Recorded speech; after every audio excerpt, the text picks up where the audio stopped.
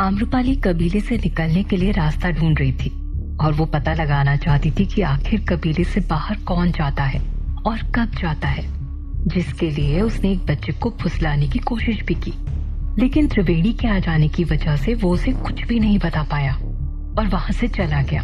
त्रिवेणी फिर से रोज की तरह उसके लिए एक टोकरी में फल लेकर आ गई थी और उसे झोपड़ी में रखकर वहां से जाने लगी। तभी आम्रपाली के दिमाग में कुछ सूझा और उसने तुरंत उत्सुक होते हुए त्रिवेणी से कहा, त्रिवेणी रुकिए। आम्रपाली के पुकारने पर त्रिवेणी रुक गई और उसकी तरफ अपनी भौहें से कोटते हुए कहती है, क्या हुआ?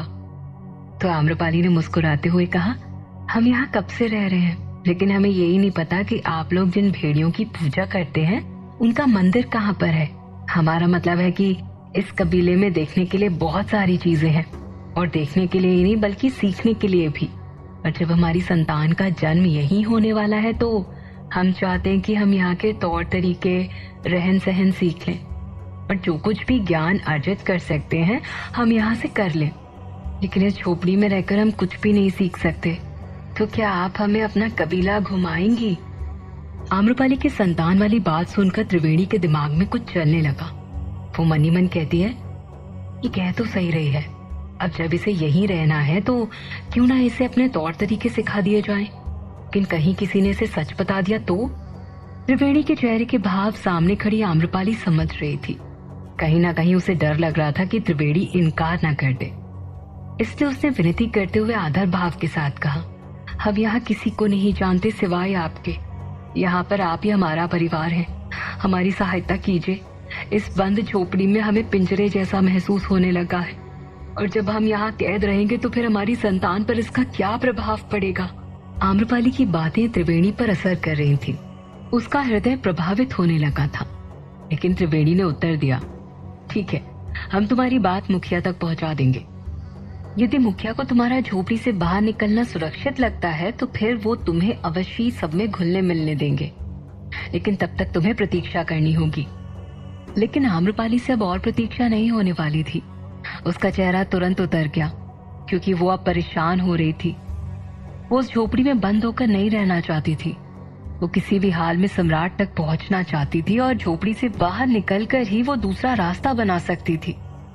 लेकिन उसे सब्र करना होगा, ये सोचकर उसने त्रिवेणी की बात पर हाँ कह दी और कहा, ठीक है, आप अपने मुखिया जी से बात कर लीजिए, वो जैसा कहेंगे हम वैसा ही करेंगे। आम्रपाली ये सब कुछ इतनी सूझबूझ के साथ कह रही थी ताकि त्रिवेणी को उसके मन की बातें ना पता लगे। त्रिवेणी ने उससे बात की और फिर वो वहां से चली गई। आम्रपाली के पास से त्रिवेणी सीधे मुखिया के पास आई और उसने आम्रपाली की सारी बातें रखते हुए कहा, मुखिया जी, हमें अमृता की बात उचित लग रही है। वो हमारे लिए अति आवश्यक है और यहाँ के तौर तरीके अगर वो सीख लेती है तो हमारे लिए ही ये फलीभूत होगा, अन्यथा उसके ऊपर बाहरी दुनिया का असर होगा तो शायद हमारे देवता प्रसन्न ना हो। त्रिवेणी के समझाने पर मुखिया ने सोच समझ कर कहा, कह तो तुम उचित रही हो, लेकिन हमें यह सुनिश्चित करना होगा कि उस तक सच्चाई ना पहुंचे।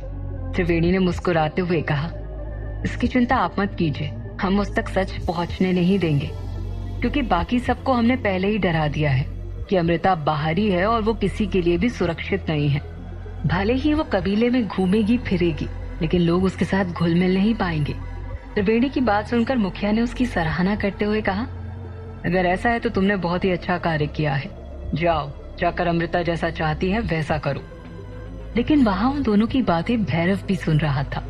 जैसे ही उसे पता चला कि अब आम्रपाली झोपड़ी से बाहर कबीले में घूम सकती है तो उसके चेहरे पर शरारती मुस्कान छाने लगी।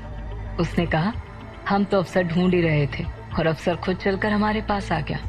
चलो देखते हैं कैसे वो अमृता हमारे सामने सिर नहीं झुकाती। इसके बाद भैरव भी अपनी योजना को सफल बनाने के लिए वहां से तुरंत निकल गया। एक तरफ आम्रपाली सम्राट तक अपना संदेश पहुंचाने के लिए तिगड़म लगा रही थी, तो वहीं दूसरी तरफ सम्राट इस बात से अनजान थे कि सरना और युवराज स्वर्णसेन के हाथ आम्रपाली तक पहुंचने का नक्शा लग चुका है। वो युद्ध में जाने के लिए पूरी तरह से तैयार हो चुके थे। अपने कक्ष में उन्होंने युद्ध में पहने जाने वाले कवच भी धारण कर लिए थे और अपनी तलवार को म्यान में रखकर चुपचाप अपने कक्ष में बैठे हुए थे। उनके हाथ में वही अंगूठी थी जो उन्होंने आम्रपाली को पहनाई थी। अपनी उंगली में फंसाकर वो उसे सहला रहे थे, जिससे साफ जाहिर हो रहा था कि उनके मन में आम्रपाली की यादें चल रही हैं। उस अंगूठी की तरफ देखते हुए उन्होंने कहा, वचन दिया है हमने, इससे पूरा करने जा रहे हैं। लेकिन वचन तो आपने भी हमें दिया था कि आप अपना ख्याल रखेंगी, जिसे आप पूरा नहीं कर पाई। हम आपसे नाराज हैं आम्रपाली। आप हमें इस तरह से अकेला छोड़कर कैसे जा सकती हैं?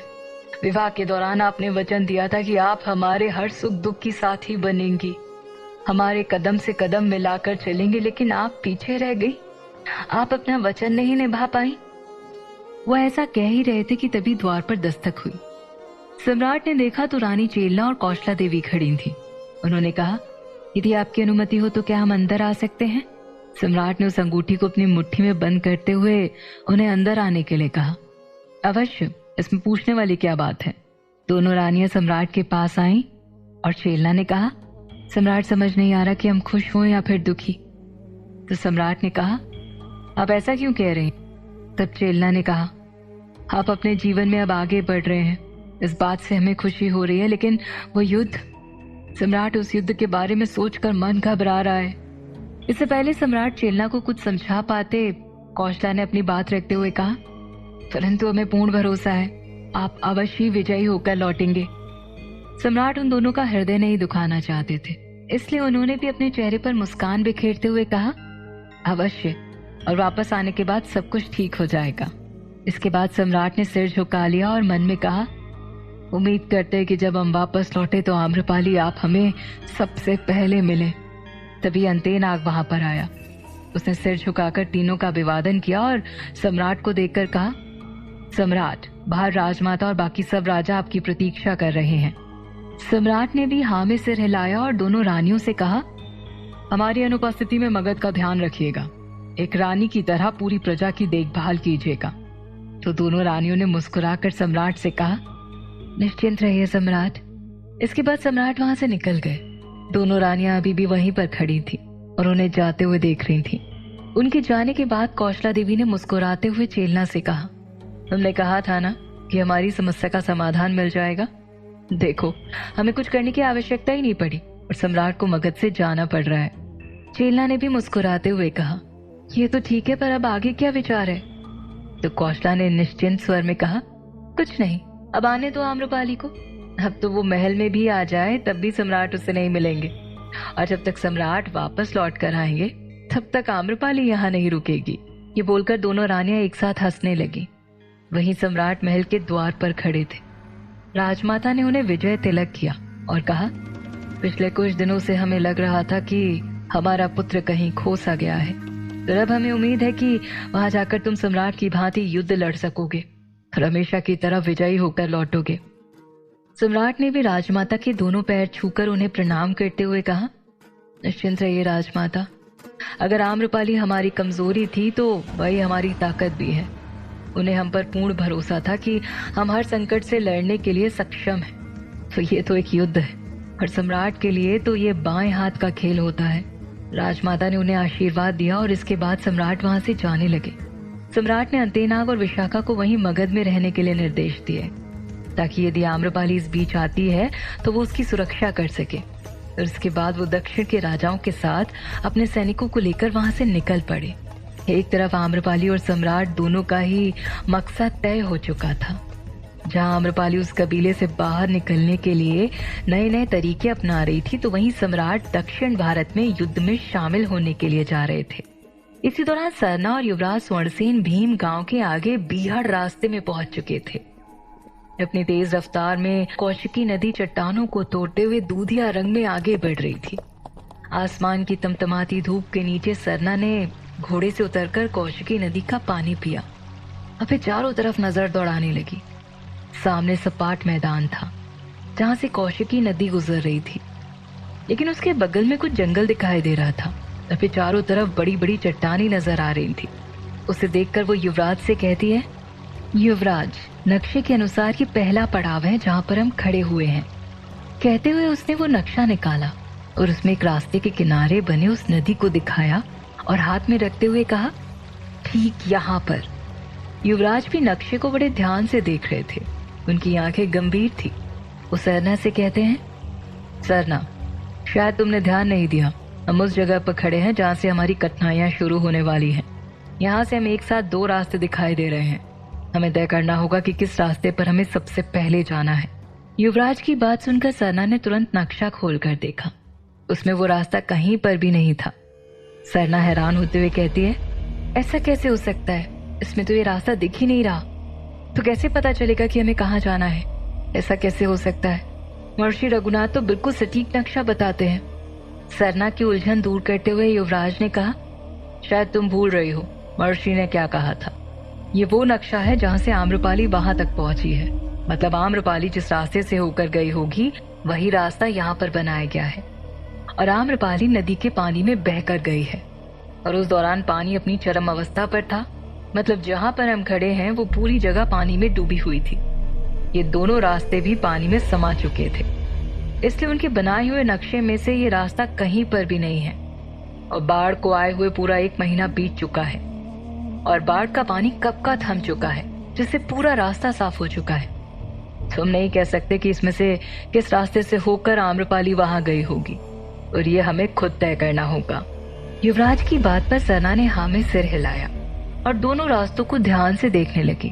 तो फिर युवराज से कहती है, युवराज हमें लगता है कि सबसे पहले हमें नदी के करीब वाले रास्ते से होकर जाना चाहिए। सरना अपनी बात कह रही थी, लेकिन युवराज इधर उधर देख रहे थे ताकि कोई उन्हें दिख जाए और वो उससे सहायता ले सके। तभी उनकी नजर नदी पर अपनी नाव को किनारे लगाते हुए एक नाविक पर गई, जिसके साथ एक आदमी और था।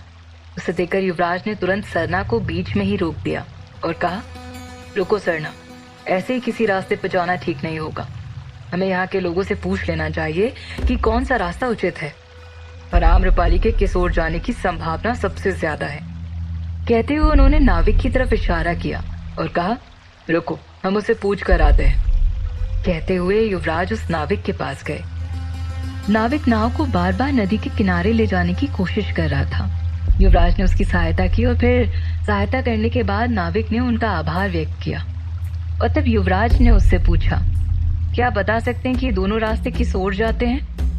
नाविक उस रास्ते की तरफ देखने लगा और फिर कुछ सोचते हुए उसने युवराज से कहा, आप हमें क्षमा करना, लेकिन हमें उस रास्ते के बारे में बिल्कुल भी अनुभव नहीं है। हमेशा मैं अपने पिताजी के साथ बस यहीं तक आता हूँ और कुछ मछलियां पकड़ने के बाद यहाँ से वापस लौट जाता हूँ। ऐसा कहते हुए उसने नाव पर बैठे करीब 95 वर्ष के बुजुर्ग की तरफ इशारा करते हुए कहा, ये मेरे पिताजी हैं। हो सकता है ये आपको कुछ बता दें। युवराज ने तुरंत उसके पिताजी से पूछा, कुछ तो बताइए कि ये रास्ता कहाँ जाता है। हमारी एक मित्र है, पिछले माह नदी में आई बाढ़ की वजह से वो कहीं खो गई है और हम उसे सब जगह ढूंढ चुके हैं सिवाय इस रास्ते के। तो हमारी सहायता कीजिए। लेकिन वो बूढ़ा उन्हें ऐसे देख रहा था जैसे उसे कुछ सुनाई नहीं दिया हो। वो समंजस से भरी निगाहों से युवराज की तरफ देख रहा था। तब नाविक ने कहा, हमारे पिताजी को कुछ सुनाई नहीं देता, उनके सुनने की क्षमता कम हो चुकी है। रुकिए, मैं पूछ कर बताता हूँ। इसके बाद वो अपने पिताजी के सामने जाकर इशारे से कुछ कहने लगा और उस रास्ते की तरफ इशारा करने लगा। युवराज खड़े होकर चुपचाप देख रहे थे और कुछ देर बाद उसके पिताजी ने अपनी बूढ़ी आवाज में कहा, वहां जाने का कोई मतलब नहीं। तुम जिसे ढूंढ रहे हो वो अब तक जीवित नहीं बची होगी, क्योंकि वो रास्ता सीधे यमलोक जाता है। वहां साक्षात यमराज वास करते हैं। उस बुजुर्ग ने जैसे ही कहा, युवराज अचंभित होकर उसकी तरफ देखने लगे। क्या सरना और युवराज वक्त रहते आम्रपाली को ढूंढ पाएंगे या खुद हो जाएंगे किसी मुसीबत का शिकार? क्या आम्रपाली कबीले से निकलने में सफल हो पाएगी?